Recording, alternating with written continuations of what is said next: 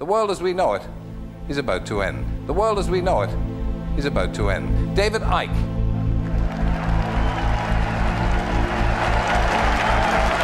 Thank you. Thank you. The greatest form of control is where you think you're free when you're being fundamentally manipulated and dictated to. One form of dictatorship is being in a prison cell and you can see the bars and touch them. The other one is sitting in a prison cell but you can't see the bars, so you think you're free. What the human race is suffering from is mass hypnosis.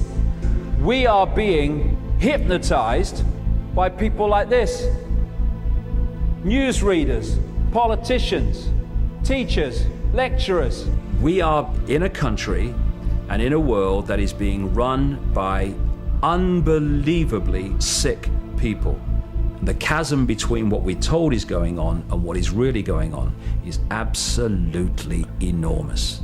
The greatest hypnotist on planet Earth is a oblong box in the corner of the room. It is constantly telling us what to believe is real.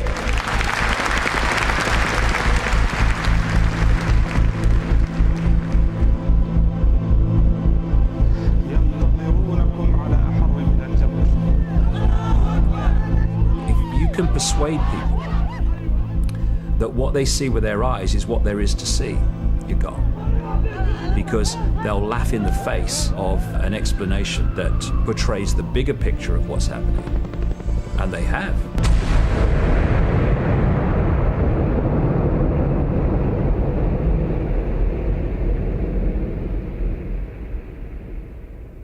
Let me get this story right. The press claim that you claim to be the Son of God. Mm-hmm. Is that true? Yes, you see, the thing is that it's quite funny, really. You know. Well, if you say David Icke to most people, what will come to mind? Those of a certain age will be, that was that bloke on Wogan, and it was a interview that changed my life. I couldn't turn the television on and hear my name mentioned without enormous laughter. I couldn't walk down the street without being laughed at by most of the people. Going into a pub, forget it, there was uproar. Right, mad! It was an extremely challenging time, but it turned out to be the making of me in many ways. And Pam here has never seen it at all, because it was not known to her until she came and met me and started to realise this interview was highly significant in my life. Let me every interrupt day. you. Was it a great shock for you to discover this at 38? Well, I think the... Oh, nice one, Tel. I think the word... Let's take the word is piss. gobsmacked, but I'm delighted that there's so much laughter in the audience tonight. But no, it's... Yeah, now's the great line. Just let me say this. They're laughing at you. They're not laughing with you. Fine.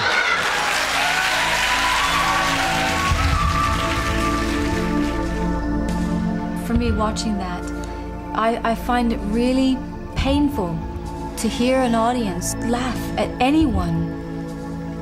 There was something so powerful for me in watching what you were saying. It resonated true with me, and for people to laugh hurt me greatly.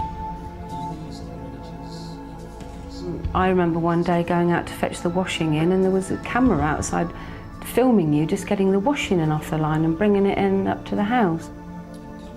And people shouting from the top of scaffolding, "Oi, nutter," "Oi, Jesus," or "Where's your Bible," or whatever. Your family's this, your dad's mad, blah, blah, blah. Whatever the headline was that day, you know. You'd walk around and you'd hear laughing and stuff like that, and it got to the point where you realised that it was because of you knew that, you know. I can remember Gareth coming home one day and saying, some boy had said, "Your dad's mad." So Gareth said, "So's yours." And this boy said, "But you don't know my dad." And Gareth said, "Exactly." The hardest thing for me about the whole business that followed the Wogan show was the effect on my family. They were being laughed at, they were being ridiculed, they were being followed to school by journalists and stuff like that. But when I look at my kids now, not Jamie, he wasn't around at the time obviously, but Gareth and Kerry, they are what they are, as we all are, not despite what had happened to them and what they experienced, but because of it. What life tends to do is hide its greatest gifts and present them as your worst nightmare. The mass ridicule that I had as a result of the Wogan show set me free of the prison that most people live in, which is the fear of what other people think. You're looking at the person who has gone on national television and radio in Britain, America, and talked about the fact that the elite families, including the royal family, are beyond the 5 sense level of their apparent human body, not human as we would perceive human. And they seem to take on that level beyond human sight a reptilian form.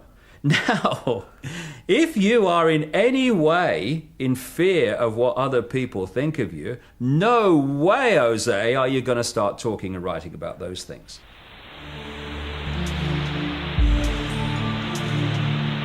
They're laughing at you. They're not laughing with you. Fine.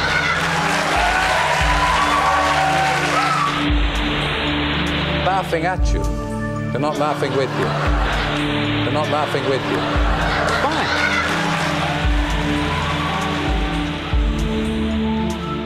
Fine. Towards the end of 1989, I started getting this feeling to go to Peru. So purely on intuition, I got on a plane to Peru. I'm daydreaming, looking out the window. It's like a transit van thing with windows. Suddenly I saw this mound. And as I looked at the mound, all I got in my head was, come to me, come to me, come to me, come to me, over and over. I'm thinking, that mound's talking to me. What's happening? I walked up the mound, and when I got to the top, there was a circle of standing stones. And I walked to the center of this circle, and suddenly my feet started to burn. It's like I'm plugged into the mains. I mean, I'm kind of shaking. And then I heard this line go through my head really clear. First of all, they will be talking about this 100 years from now. And secondly, it will be over when you feel the rain. And then the rain hit me, and it was like, boom, off. I was never the same again. What started to happen was concepts were pouring into my mind. It was like my mind got to the point where it could no longer filter this information that was pouring into me. And that was the period that I hit the Wogan show.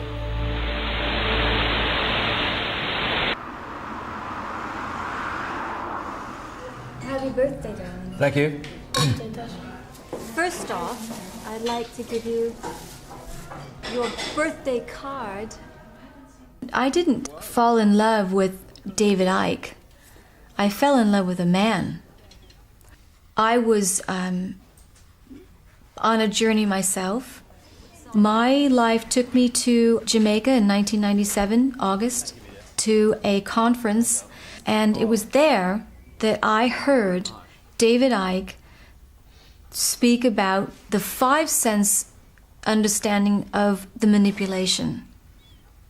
And I, like 1,000 other people at that conference, listened to that, and it absolutely, you could hear a pin drop during this 4-hour talk. It was only 3 months later when I met David again in Aruba in 1997. And the rest is history, really. When we held hands, I felt like I was flying. Is it the right way up? Yes. What is it? Ooh, St. Helens Station. Oh, only what? Ivan Berriman, fantastic artist on the RY.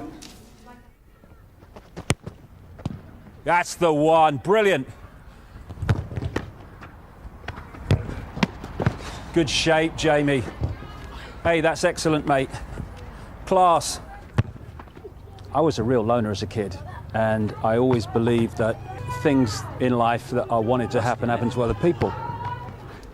I used to play football in the playground at my primary school. We used to call it uppers and downers. I saw this thing on the door of the school one day. Anyone wants to try out for the school team, put your name down. Never thought about it. No way. So I was walking home one night, and this kid's running after me. Hey, ICKE, teacher wants you to have a trial tomorrow. So I went home to my father. I still got a trial for school team tomorrow. God, mate, it's happening to me. Nothing happens to me. And I got in the team. I played in goal and I did all right. Got seen by an Arsenal scout. And in the end, I signed for Coventry City. Smack it. Get it. Ooh. Unlucky. Anyway, and then 6 months after I became a footballer at Coventry, my left knee swelled up for no apparent reason. And that was the end of my football career. But I still love the game, and it's just been a wonderful thing for me. Amid all the other stuff that's gone in with my life, one of the great backbone balancing parts of it, grounding parts of it has been coaching Jamie and seeing a boy who knew nothing about goalkeeping at the age of 7 to become a really excellent, outstanding goalkeeper at the age of 13. All right, mate. All right, Jay. Well played, mate. Same again. Where's she gone? Do you want a cup of tea, Lynn? Cup of coffee? They'll take 20 quid. You're on camera then, aren't you? I'm always being turned down by women. You never lose it. Is that the only pocket money you've got? I know. Sad. This is Linda, who was my wife. What was it? 29 years, mate, wasn't it? It was. 29 years, and we're still best mates. And she runs the book company. You know, Lynn's been in on this from the start. She was here when I had my turquoise period and my transformation from sports presenter to whatever the hell I become. A lot of people would be amazed that an ex-husband and wife are still best mates. That is something that I've had said to me many years. They don't, because it isn't the norm. The norm is that I wouldn't speak to him again and he wouldn't speak to me. That's people's reality. That's not our reality. We make our own reality. Yeah, see, the reality that we're coming from, and you know, I try to get across to people is, see, things like husband and wife. What is that? What is that? It's some label that at some point in history somebody decided it was going to be, okay, and that you can only have a close relationship with someone if you're husband and wife and you share the same bed. This is all bollocks. It's all programmed, tiny vision of possibility bollocks. It's what you are that matters, not what some label kind of tries to pin on you, isn't it?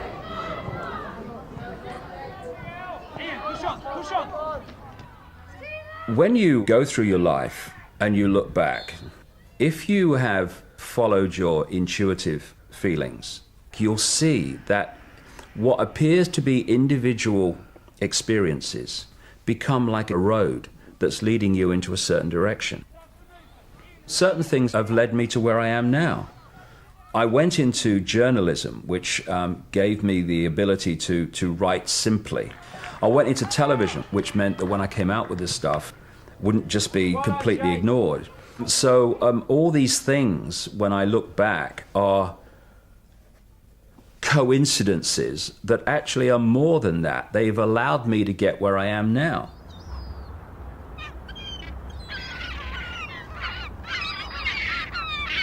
Well, on my shelf I've got the books that I've written so far, and it's kind of funny when I look through them and have a look again, I'm always amazed that I ever produced them. But it all began with Truth Vibrations, and that was the one that caused all the furore on the Wogan show and all that time. And what's happened over the years is there've been more and more interest in what I do from countries all over the world. And so these are some of the translations of my books. This one's in Japanese. I haven't got a clue if it's accurate or not. I don't understand a word of it, but I trust that they got it right. There's me. I wrote a book called I Am Me, I Am Free, also, in which I was stark naked on the front. It's a testament to different attitudes, to the fact that I can be naked in some countries, I have to have a sticker in others, and in still others, I have to have shrink wrap around the book so the sticker can't be taken off. And, you know, it's a big sticker.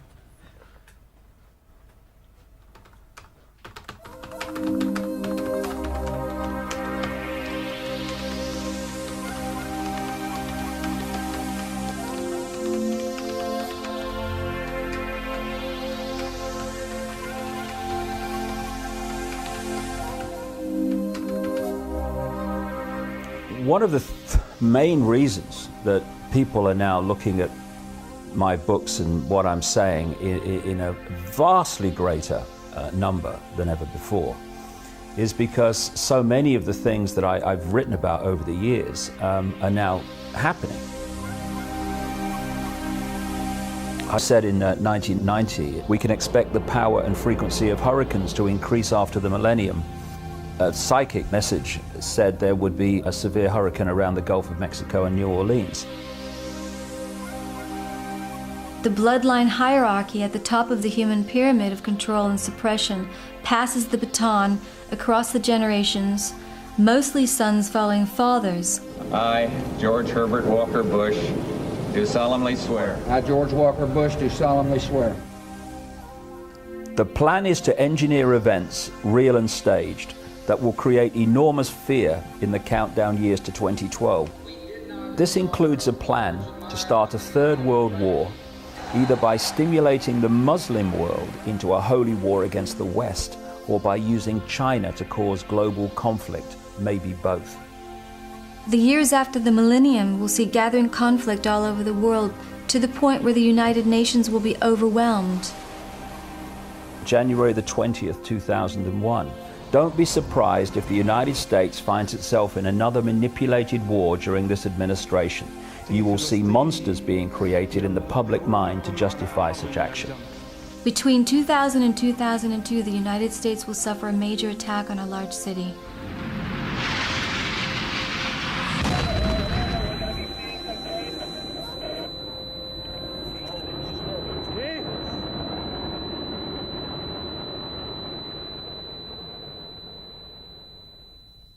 People have perceived me as claiming to be some kind of prophet.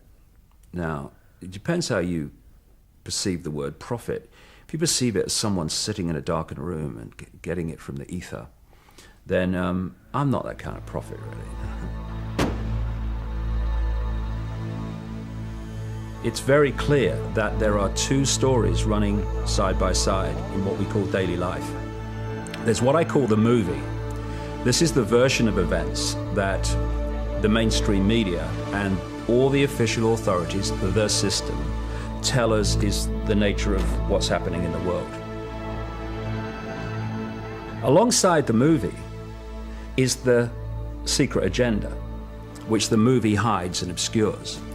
That agenda is for a global state which can be pretty much described in the nightmare of George Orwell's 1984.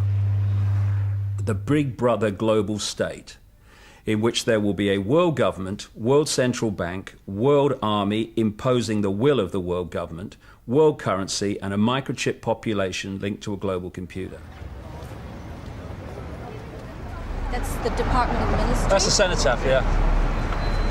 If you stand there and read out the dead names of dead soldiers in Iraq, you get arrested under the Serious Organised Crime and Police Act in this free country. I've been filming David for 8 years, since we've been together in my own little cameras. I've got hours and hours and hours of footage. But now it's become more professional. Before, I felt like I was just following David around and I wasn't really doing anything, although I was, but it wasn't enough. And now I've found my canvas. When I remember coming here on the Great Central Railway when I was a kid from Leicester, and we walked up with my dad and my mother up there and looked across at Downing Street, right? Now you can't get anywhere near the bloody place, ironically, because of terrorist events that have been orchestrated by the very people that control the guy that's being protected, so we can't go up there and see his house. Crazy world. Okay, we're going to go see an extraordinary man who's been in Parliament Square since June the 2nd, 2001, protesting against the slaughter of children. And, you know, the commitment that he's shown is just unbelievable. So we'll go and see him.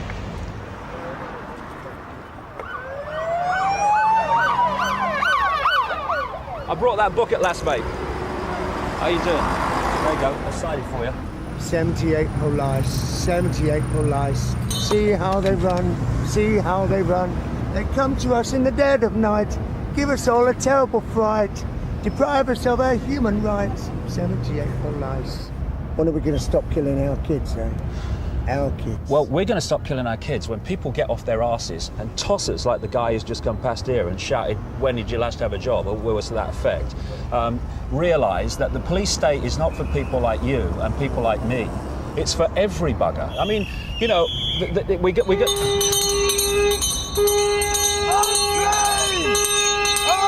Unclean! Unclean! Hey!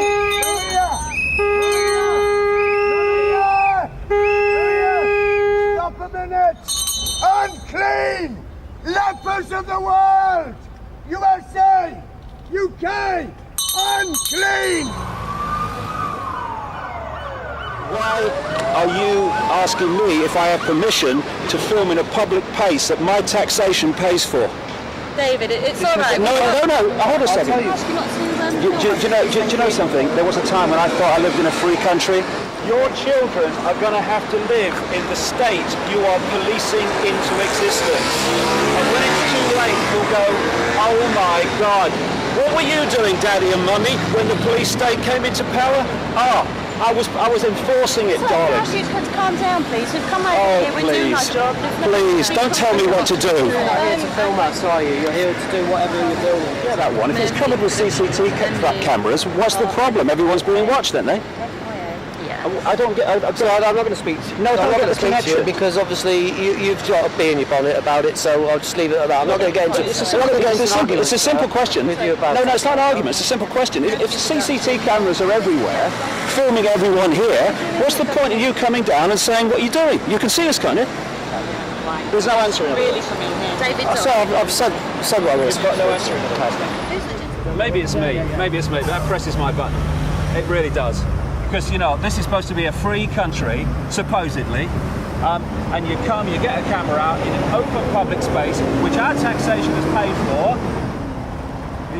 and they come up and start, what are you doing, what are you doing? If that was in Nazi Germany or China, it would be on the news, and the people in there will be going, see, that's confirmation, police state, human rights, no human rights in China, and all these other places, no human rights in Nazi Germany, and then they do the same, but because it's on the cover of freedom and democracy, it's all different. It's exactly the bloody same.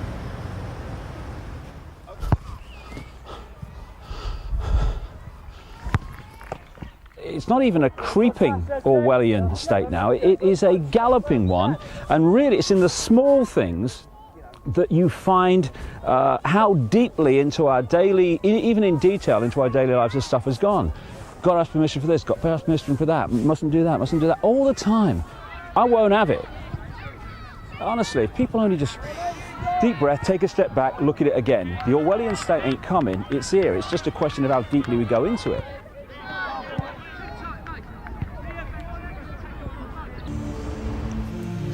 I can't speak too loudly because this is a very a species that doesn't like people making too much noise.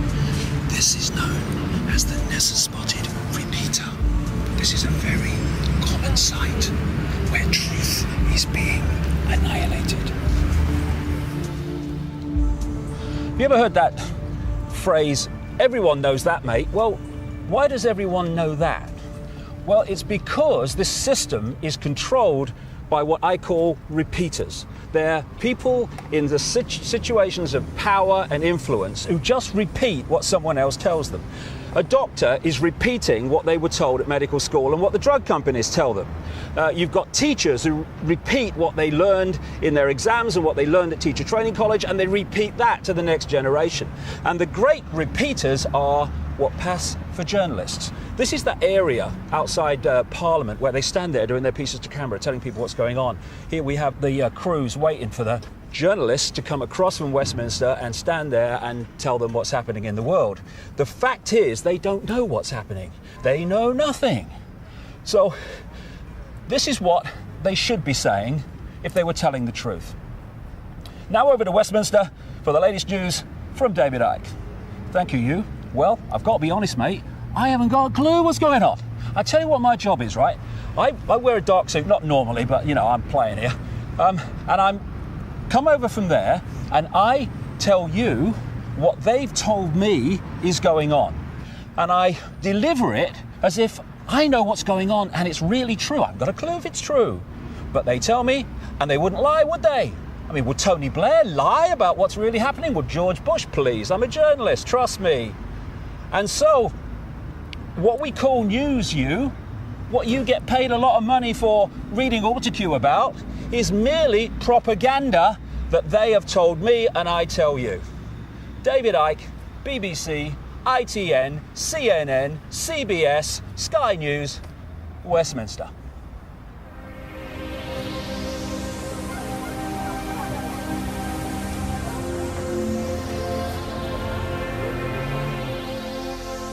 When I started researching the nature of this Orwellian manipulation, it became clear that there are a network of interbreeding bloodlines. What I call and what they call themselves, the Illuminati, which comes from the illuminated ones, have come through history. And as people began to reject overt, in-your-face dictatorship, they became the people who ran the system. You can look at the Bush family, and they are absolutely Illuminati. As presidents of the United States go, Father George Bush, I mean not the idiot's son, but Father George Bush, is higher in the Illuminati than most of them. The British royal family are one of the Illuminati bloodlines. It's all about genetics to these people. They're like horse breeders. Diana basically called herself the Windsor's brood mare. She was brought into the web merely to be the vehicle to give birth to William. You look at Charles and you look at William, and there's very much a resemblance. But when you look at Harry, well, maybe it's just me, you know.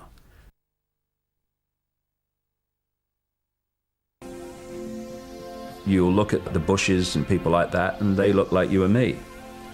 The key element is what happens beyond the realm that we can see. This is what the Illuminati bloodlines really are. They are vehicles for other dimensional entities to manipulate this reality. These entities, many of which take a reptilian outer form, are manipulating this world through these Illuminati bloodlines.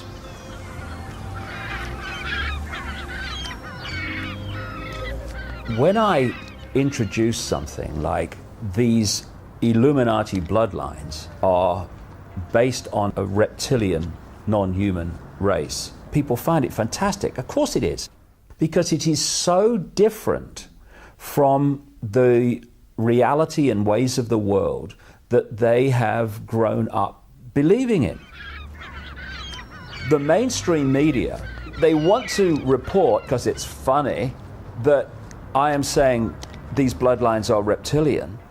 But when I'm talking about this stuff, when I try to get in more background, of course the media's going, oh no mate, can't talk about that, we need an early out at 20 seconds.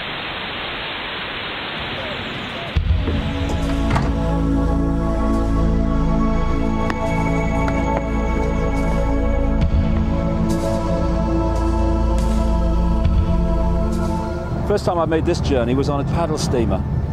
I fell in love with the Isle of Wight when I was such a small kid. I remember at infant school, I used to play Isle of Wight ferries in the paddling pool. So it was that far back, and I always wanted to live here, and I made it in 1982.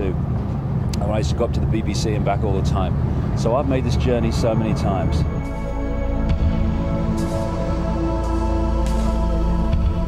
Because of the way that public perception of me has changed, I'm now getting the opportunity to really get information out into the public domain that's going to get a sympathetic hearing. I decided months ago, just intuitively, instinctively, that I wanted to talk in London. And we booked the Brixton Academy, not knowing what the interest would be. And the response was just incredible. The way it's going to be a sellout audience of in excess of 2,000 people. Nice to meet you. Where you come from? Sheffield. Sheffield. Crap, people come from all over. Okay, I'll see you later.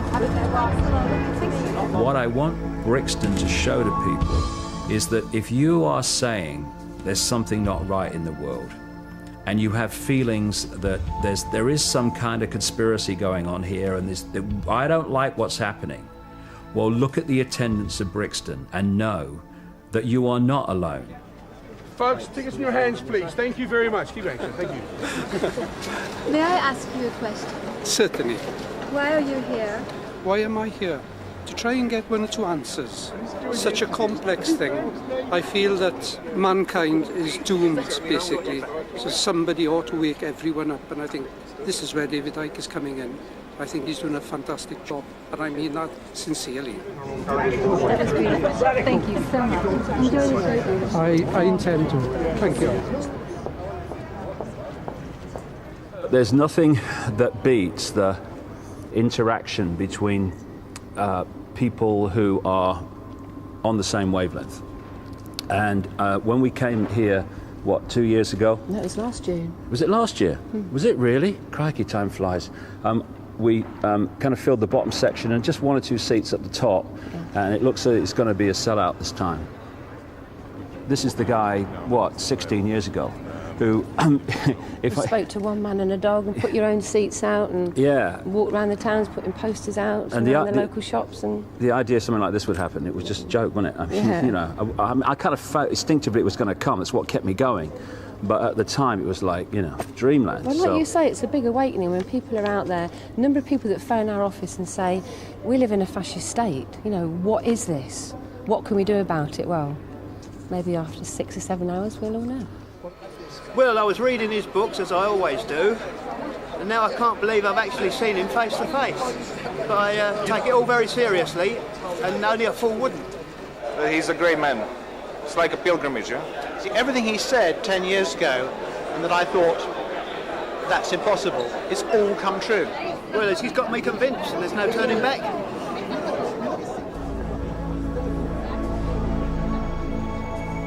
Hello and welcome everybody to the Brixton Academy. At this point I was going to come out with all sorts of words like how I've known David for 35 years and how he's given the last 15 to researching all that he writes and talks about. But to be quite honest with you, you've not come here to hear or see me, so there's no more to be said, and I would like to say welcome David Icke.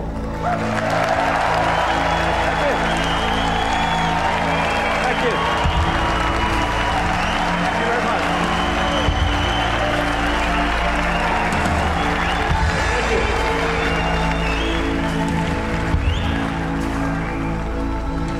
This was George Bush. You're free, and freedom is beautiful. And you know it'll take time to restore chaos and order. Order out of chaos, but we will. Order out of chaos, or as I've dubbed it, problem, reaction, solution. Simple, devastating, played on us by the day. Nobody laughs because they actually listen. They want to listen to what he's saying. And I think only then when you've listened to what somebody says, can you give an input into what they're saying. You want to change society in a way that you know if you announce it openly, you're going to get massive reaction. So you don't announce it openly, you play this scam. You know, you read a book and you go and hear somebody speak and you'll find it's not what you thought it was. He is not who you think he is. Stage one, you create a problem. Could be a terrorist event, could be a war, it could be a run on a currency, could be a bird flu. He's never said, you must believe what I say. I think he'll go out there and say, I'm not telling you to believe what I'm telling you now. I am passing on information that I have uncovered and gleaned over 15 years of research. Make of it what you will. I've just described 9/11, by the way. I was in a bar just after 9/11. I was watching CNN live. And I saw Bush stand up and say, I saw this plane hit the World Trade Center. And he said, this is word for word, he said, and I thought, what a terrible pilot. That's what he said. The first plane was not shown on live television, only the second one. No way in the world is it possible for him to have seen the first plane hit. Total freaking lies. Wanted for terrorism, biggest terrorist in the world.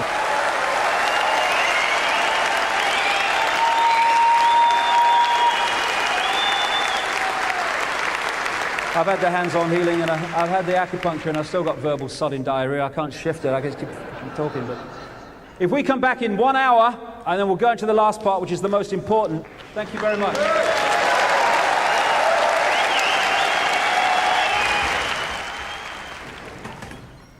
Oh, God. Oh, God.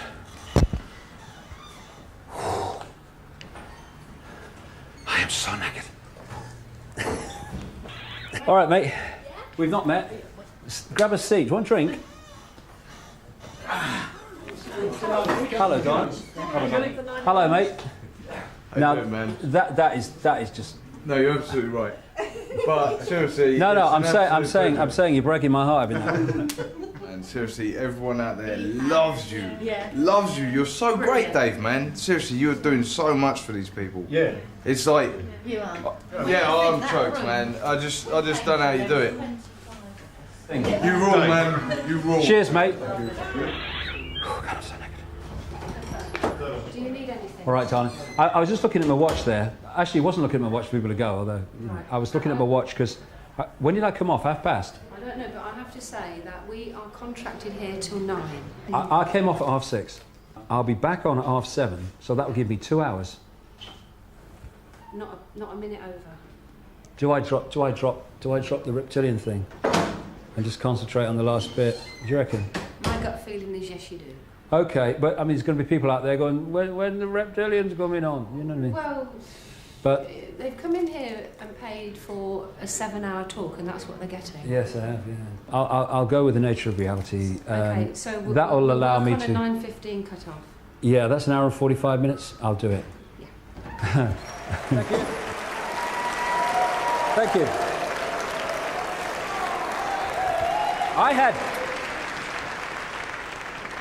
I had an experience over the last week. My mother died. She was in her 80s, and I went up for the funeral.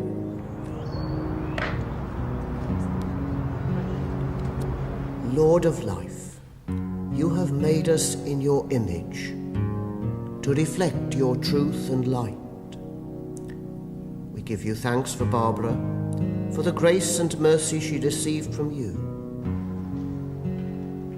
First of all, I faced some challenges in my life, but getting through this is going to be one of the biggest. I went up for the funeral, and I was asked if I wanted to go and see my mother in the coffin. Now, I would have said, no, I want to remember her as she is, but something said to me, go, go, go. You know, I went down to see my mother, and she was lying in the coffin this morning. And next to her was that picture. And I looked at my mother in the coffin, and I looked at the picture. That had no life. That was full of life. That was my mother. That was the computer with my mother gone.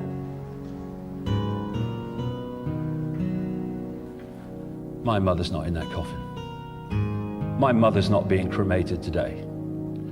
The vehicle that she used to experience this world and walk among us is what's being cremated today. Look at the sparkle in those eyes. Look at the energy. My mother is still alive because she cannot be anything but alive, because she is infinite consciousness that cannot be destroyed.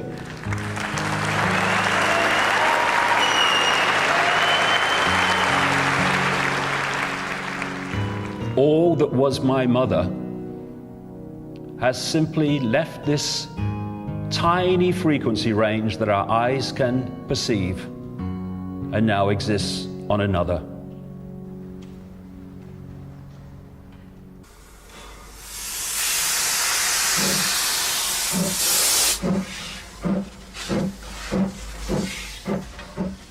When I came to the Isle of Wight, I fell in love with the place originally because of the steam trains.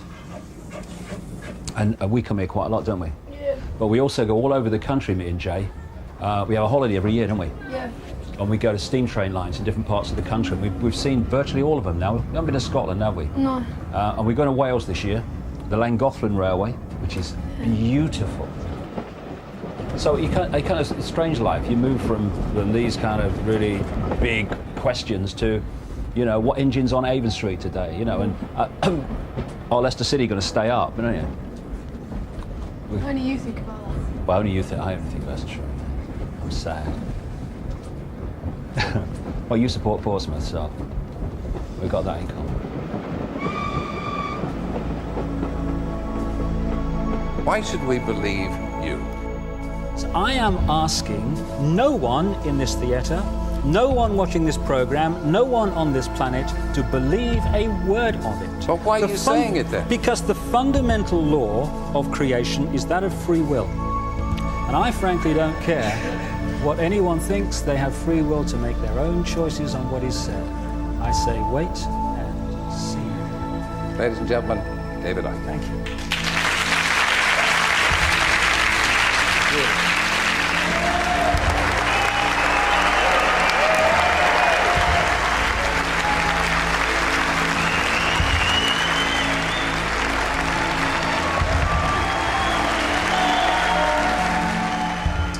For every person in Brixton, there are vastly, vastly more people, thousands, millions around the world, who are also in the same mode of thought that they are, in terms of wanting to know what's happening in the world, because the official versions of what's going on make absolutely no sense. Some of